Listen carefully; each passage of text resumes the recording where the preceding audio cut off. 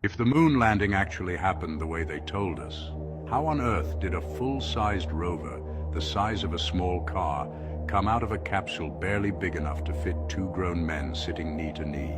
And here is what is going to mess with your head even more. That capsule had to carry two astronauts, hundreds of pounds of equipment, life support systems, food, water, suits, tools, and a rover that weighs over 500 pounds.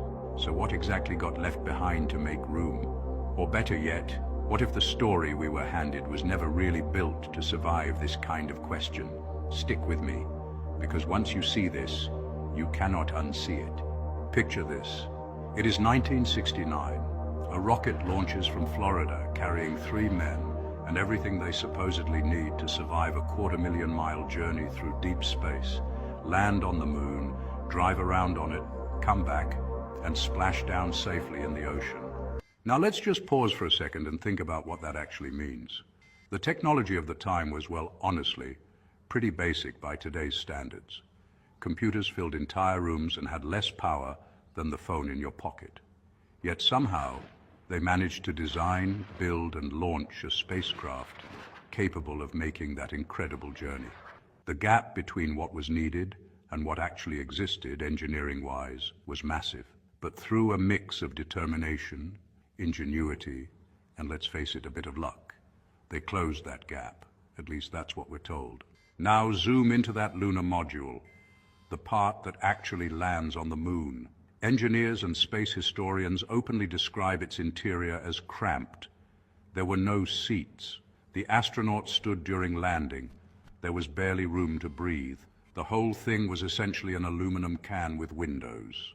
But then, somehow, tucked inside or attached to this machine, is the Lunar Roving Vehicle, a four-wheeled electric buggy with a 10-foot wheelbase, fold-up aluminum frame, big wire mesh wheels, a camera mounted on the front, a communication dish on the back, seats, seat belts, a full steering system, batteries, and it weighed 460 pounds.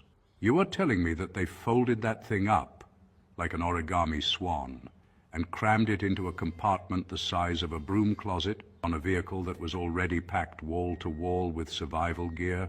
Nobody asks this question out loud, but you should be asking it right now.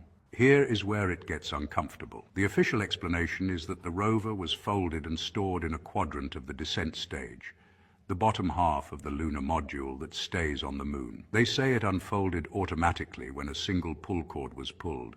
Sounds clean, sounds easy, too easy. So, here's the thing, right?